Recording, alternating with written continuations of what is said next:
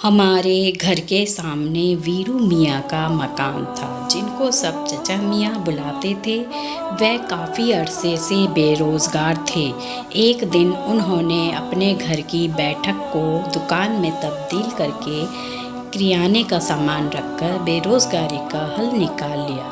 شروع میں ان کی دکان پر کم ہی لوگ آیا کرتے تھے، کیونکہ وہ ذرا خوش مزاج نہیں تھے، محلے والوں سے بنا کر نہیں رکھتے تھے۔ تبھی کوئی ان کی دکان کا رخ نہیں کرتا تھا۔ ان کے بیٹے کا نام مجیب تھا۔ اس نے میٹرک کر لیا تو چچا نے دکان اس کے سپرد کر دی تھی۔ گلیوں میں آوارہ پھرنے کی بجائے آنکھوں کے سامنے رہے گا، یار بازی سے بہتر تھا کہ دکان کے ایک کھوٹے سے بندھ جائے۔ وہ خوش مزاج تھا۔ وہ گراہکوں کے ساتھ عزت سے بات کرتا تھا، پڑوسیوں سے رعایت بھی کر لیتا تھا۔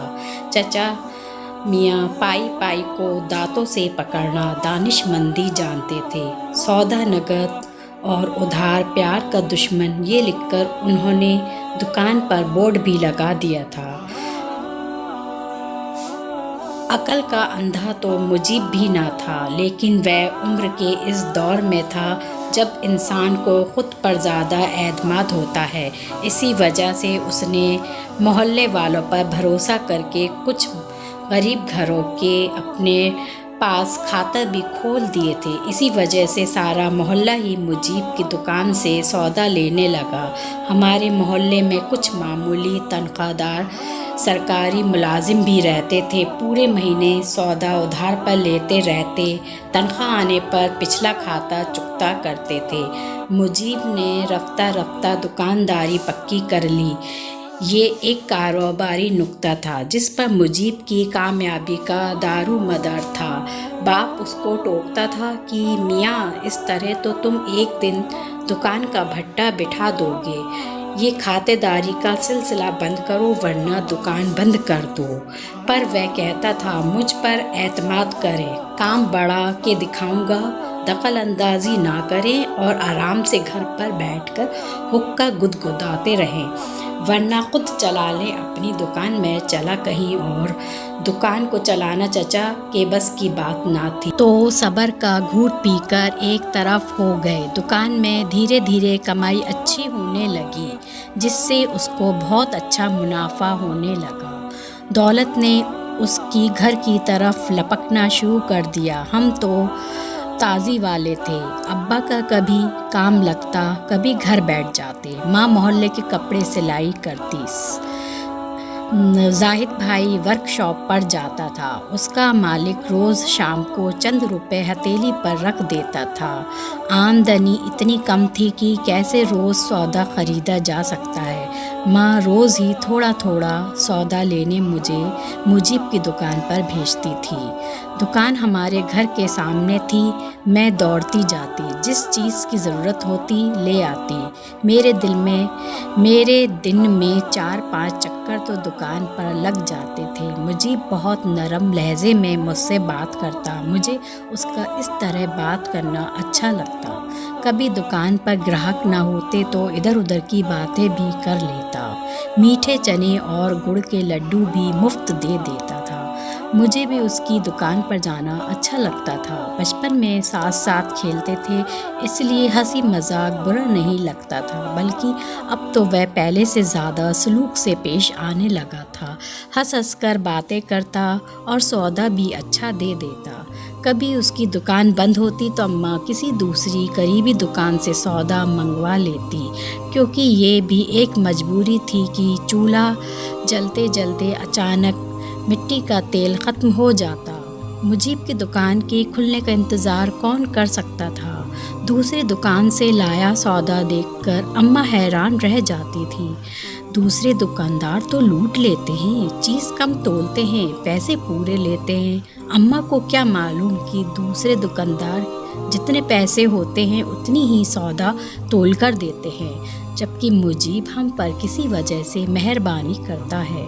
تبھی سوچتی تھی کہ مائیں بھی کتنی نادان ہوتی ہیں، بچیاں سمجھدار ہو جاتی ہیں، یہ پھر بھی ان کو دکان پر سودا لینے بھیج دیتی ہیں۔ مذاق مذاق میں ایک ایسی ناجیبہ بات کہہ دی جو اسے نہیں کہنی چاہیے تھی، لیکن میں انجان بن گئی۔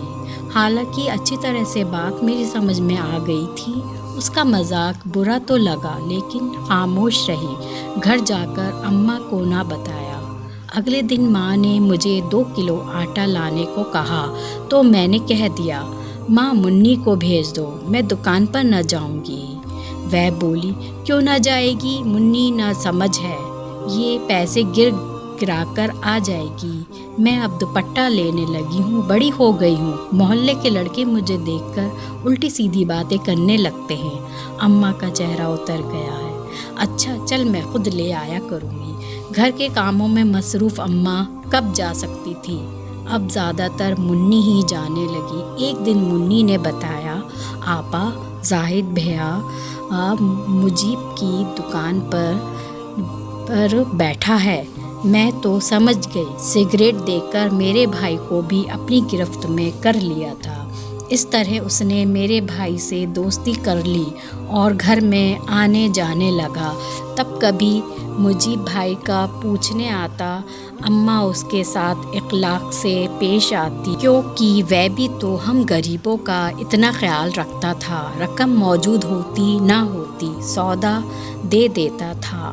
اماں سے کہہ دیتا، خالہ کوئی مسئلہ نہیں ہے، جب پیسے آ جائیں دے دینا، جس چیز کی ضرورت ہو منی کو بھیج کر منگوا لیا کرو۔ زاہد میرا دوست ہے، چاہے تو آپ کا کھاتہ کھول دیتا ہوں، پیسوں کی جلدی نہیں، ساہو سے دیتے رہا کرو، میں کھاتے میں حساب درج کرتا جاؤں گا۔ ہم بہت غریب لوگ تھے مگر مجیب اب خوشحال ہو گیا تھا۔ وہ آتا اماں کے پاس چولہے کے قریب زمین پر بیٹھ جاتا، وہ دال روٹی سامنے رکھتی مزے سے کھا لیتا، کہتا، خالہ جی آپ کے ہاتھ کی پکی دال روٹی میں جو سواد ہے وہ تو مرغی گوشت کے سالن میں بھی نہیں ہے۔ آپ کے پاس بیٹھ کر مجھے بڑا سکون ملتا ہے۔ اماں کو اس بات سے خوشی ہوتی کہ وہ امیری غریب میں فرق کیے بغیر اپنوں کی طرح ملتا تھا، خالہ جی کہہ کر عزت دیتا تھا، برے وقت کام آ جاتا تھا۔ میری بھولی ماں مجیب کے گھر آنے کا مطلب نہیں سمجھتی تھی، مگر میں جانتی تھی وہ اس وقت آتا تھا جب ابا اور زاہد بھائی گھر پر نہ ہوتے تھے۔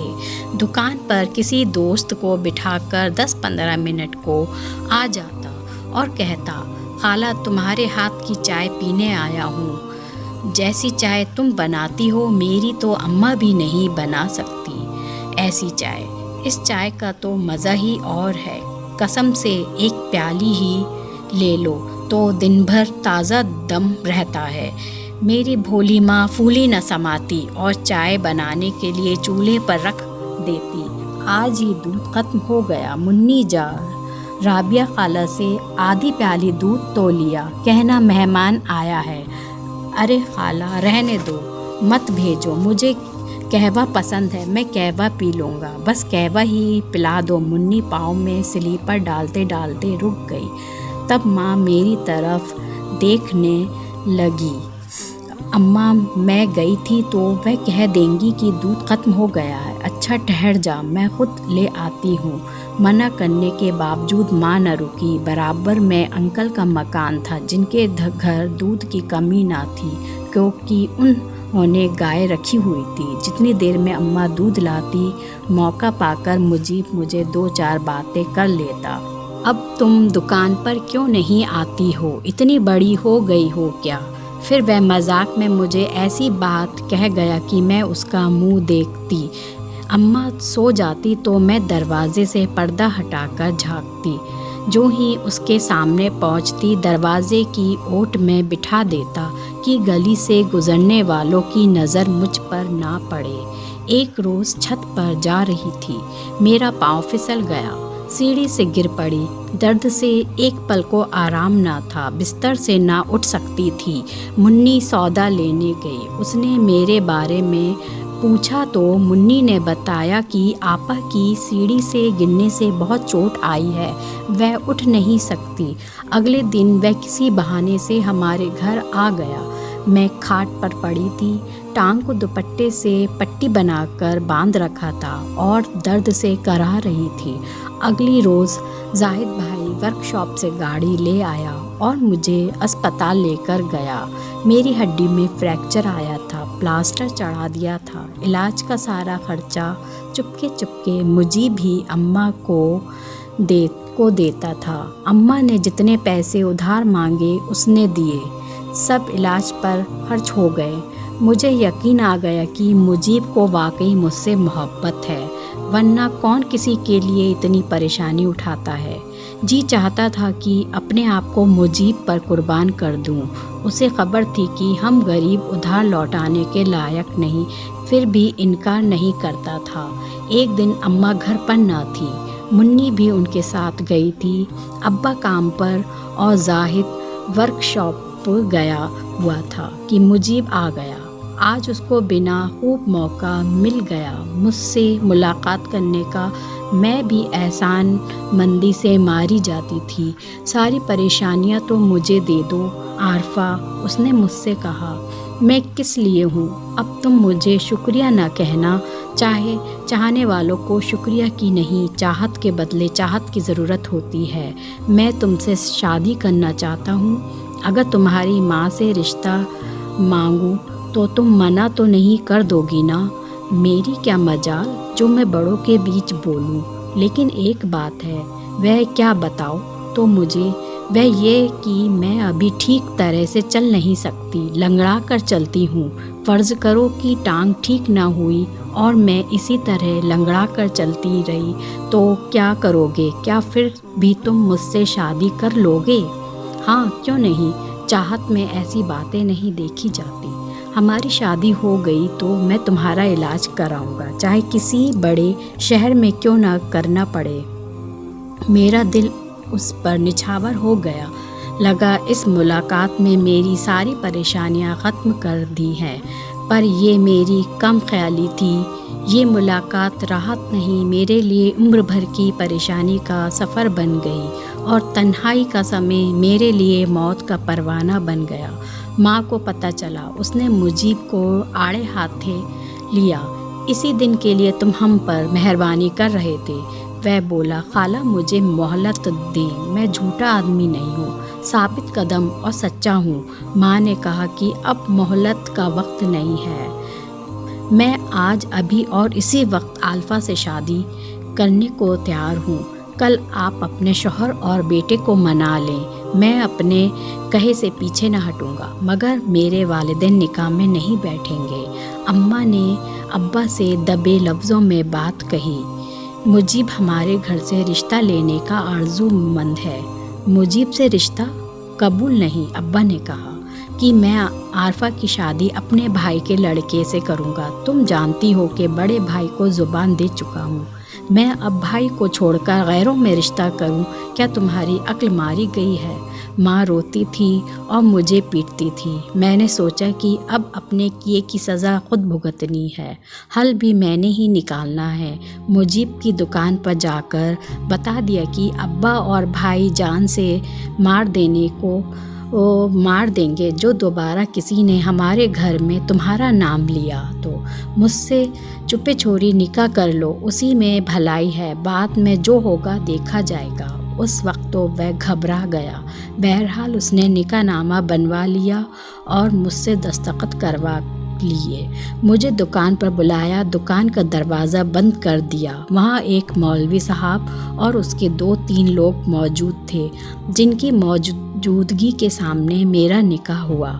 मुझे उसने उसकी कॉपी दे दी और कहा, अब अगर तुम्हारे अब्बा इनकार करे तो ये कागज़ उनको दिखा देना और जो मार पड़नी है खा लेना। मैं निकाहनामा अपने अब्बा को इस वक्त दिखाऊंगा जब तुम अपने अब्बा को दिखा दोगी। ये मोहब्बत ना थी, मेरी आजमाइश थी।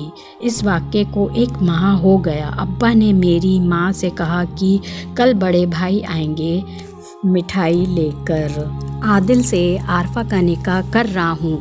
تو میں بیچاری تو دنگ رہ گئی، لیکن اب میں چپ نہ رہ سکتی تھی۔ منی سے کہا کہ یہ کاغذ ابا کو دکھا دو۔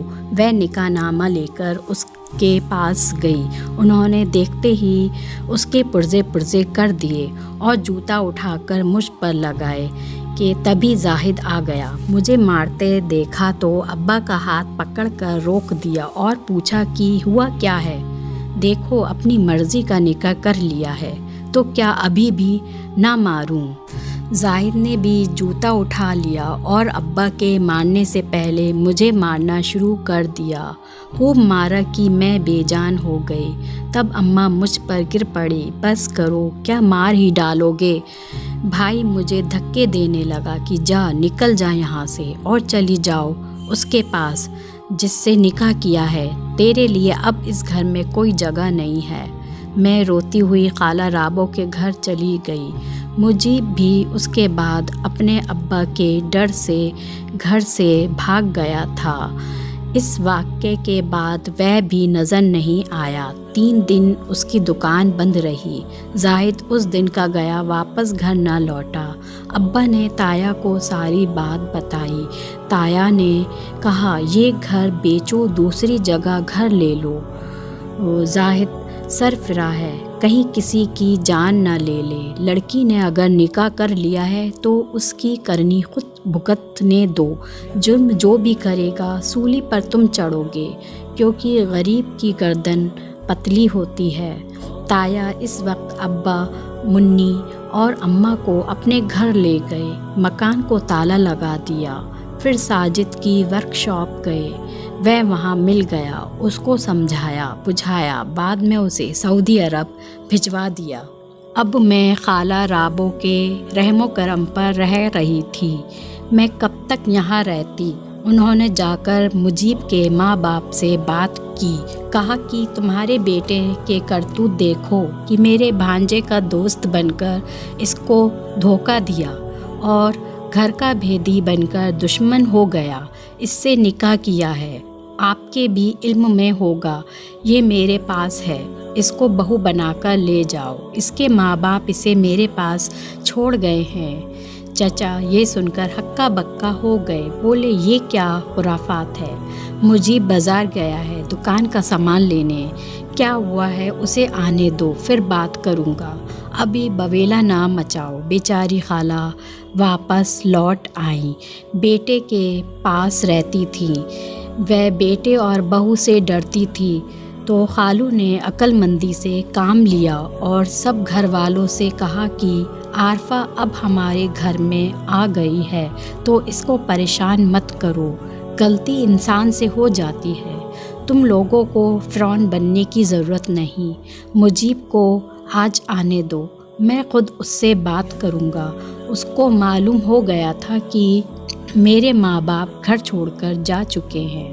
خالو نے بات کی، اس نے نکاح نامہ کی دوسری کاپی انہیں دی اور کہا کہ مجھے اس نکاح سے انکار نہیں، لیکن ابا سخت مزاج کے ہیں، ان کو منانے میں کچھ ٹائم لگے گا، آپ جو چاہیں گے میں وہ کروں گا، کورٹ چل کر نکاح کنفرم کر لیں گے۔ فی الحال میرے ماں باپ عارفہ کو گھر نہ لانے دیں گے۔ میں سال بھر خالہ کے گھر رہی۔ خالو نے کورٹ سے نکاح کنفرم کر لیا، لیکن ساس سسر نے مجھے گھر میں گھسنے نہ دیا اور نہ گھر والوں نے مجھے قبول کیا۔ وہ گھر بیچ کر دوسرے محلے میں چلے گئے۔ جب میں البتہ مجیب مجھے خرچہ بھجواتا رہتا، لیکن ماں باپ کے ڈراوے میں آ کر اس نے مجھے اپنے ساتھ نہ رکھا۔ 1 سال بعد خالو کا انتقال ہو گیا اور رابو خالہ نے اماں سے رابطہ کیا کہ اپنی بیٹی کو لے جاؤ، بہو اور بیٹا اب اس کو رکھنے پر راضی نہیں ہے۔ میرا زور شوہر تک تھا، وہ چل بسے، اب میں اپنے بیٹے کی محتاج ہوں۔ زاہد سعودیہ میں تھا۔ اماں نے کسی طور پر تو ابا کو سمجھا بجھا لیا، کیونکہ میں ایک بچی کی ماں بن چکی تھی۔ وہ مجھے جا کر لے آئے، مگر اس شرط پر کہ مجیب کبھی ان کے گھر میں قدم نہ رکھے گا۔ مجیب کے ابا نے تو مجھے ابھی بھی قبول نہیں کیا تھا۔ مجیب نے مجھے سر سے اتارنے والی بات کی۔ مجیب کی شادی اس کے ابا نے اپنی بھانجی سے کر دی تھی۔ اسی بات کو 15 برس ہو گئے۔ ابا بھی اللہ کو پیارے ہو گئے۔ تایا نے میری جگہ منی کو اپنی بہو بنا لیا۔ اب اماں کی وفات کے بعد امی نے میرا ساتھ نہ چھوڑا، محنت مزدوری کر کے میری بچی کو پروان چڑھایا، یہاں تک کہ وہ 15 برس کی ہو گئی۔ تب ایک روز بعد مجیب کی ماں محلے کی 2 عورتوں کو لے کر ہمارے گھر آئیں اور نکاح نامہ دکھا کر بولی کہ بے شک عارفہ سے نکاح کیا تھا میرے بیٹے نے، میں اپنی پوتی کو لینے آئی ہوں۔ مجیب کی شادی کی تھی، اس کی بیوی بانجھ نکلی تھی، اس کے یہاں کوئی اولاد نہیں ہے، میری بہو اور پوتی کو میرے ساتھ بھیج دیں۔ ماں نے کہا، اس وقت تم نے ہم کو دھکار دیا تھا، اب ہم تم کو دھکارتے ہیں۔ بڑی مشکلوں سے میں نے اپنی نواسی اور اپنی بیٹی کو پالا پوسا ہے۔ 15 سال گزر جانے کے بعد اب آئے ہو تم حق جتانے۔ چلو اپنی بیٹی کو اپنے پاس رکھ لو، لیکن ہمیں ہماری پوتی دے دو کیونکہ ہم اس کے وارث ہیں۔ چلو تم مجیب کو بھیج دینا، میں بات کروں گی اس سے۔ اگلے دن مجیب آیا، مجھے معاف کر دو اور میری بیٹی کا ہاتھ میرے ہاتھ میں دے دو تاکہ میں اس کو ماں باپ کا نام دے سکوں۔ ماں نے میری نور کا ہاتھ پکڑ کر اس کے ہاتھ میں دے دیا، کہا اسی لیے تم کو بلایا تھا، ہم غریب لوگ ہیں، جو تم نے کیا نہیں چاہتی وہی تمہاری بیٹی کے ساتھ کوئی اور کرے، تم اس کو لے جاؤ، مگر میں اب اپنی بیٹی کا ہاتھ تمہارے ہاتھ میں نہ دوں گی۔ پہلے تم نے میری بیٹی کو تنہائی میں داغدار کیا، پھر تم نے چھپ کر نکاح کیا، پھر عارفہ کو قبول نہ کیا، بے سہارا چھوڑ دیا ہے۔ اتنے برس بعد اب اس کی یاد آئی ہے، اب کیا لینے آئے ہو ہمارے پاس؟ مجھ سے بھی ماں کہنے لگی، عارفہ اگر تو میری بیٹی ہے تو ہرگز مجھے چھوڑ کر اس کے ساتھ مت جانا۔ جب میں نے مشکل وقت میں تمہیں نہیں چھوڑا، یہاں تک کہ میرا بیٹا مجھ کو چھوڑ کر چلا گیا، اب تم مجھ کو چھوڑ کر بڑھاپے میں اکیلا کر کے نہ جانا۔ جانتی ہوں اماں، یہ لوگ صرف نور کو لینا چاہتے ہیں، مجھے نہیں۔ اس نے نہ صرف مجھے بے وفائی کی بلکہ ہم سب سے دھوکہ بھی کیا ہے۔ اگر میں اس کے ساتھ چلی گئی تو مجھے معلوم ہے مجھے دکھ ملنے ہیں۔ میں اپنی ماں کی بات مان لی، دل پر پتھر رکھ کر بیٹی کو مجیب کو سونپ دیا کہ مالدار مجیب نے مجھ غریب کے ساتھ کیا تھا، کل کوئی اور مالدار میری بیٹی کے ساتھ ایسا نہ کرے۔ میرا دل بھی نہ چاہتا تھا کہ ان لوگوں کے ساتھ جاؤں جنہوں نے مجھے اس وقت ٹھکرا دیا تھا جب میری اور میری ماں باپ کی عزت داؤ پر لگی ہوئی تھی۔ آج نہ ماں اس دنیا میں ہے، نہ مجیب، نہ اس کے ماں باپ رہے۔ وفات سے پہلے مجیب اپنی بیٹی کی شادی ایک اچھے گھرانے میں کر گیا تھا۔ اب یہی بچی ہی میرے بڑھاپے کا سہارا ہے، جو میری اماں کی وفات کے بعد مجھے منت مساجد کر کے اپنے ساتھ لے آئی ہے۔ داماد بیٹے جیسا ہے، ماں جیسی عزت دیتا ہے۔ وہ ایک غیر شخص تھا مگر اپنوں سے بڑھ کر ہے۔ بڑھاپے میں اس نے مجھے در بدر ہونے سے بچایا۔ اللہ تعالیٰ نے عمر کے اس آخری منزل میں مجھے نیک داماد کی صورت میں میرے صبر کا انعام دے دیا۔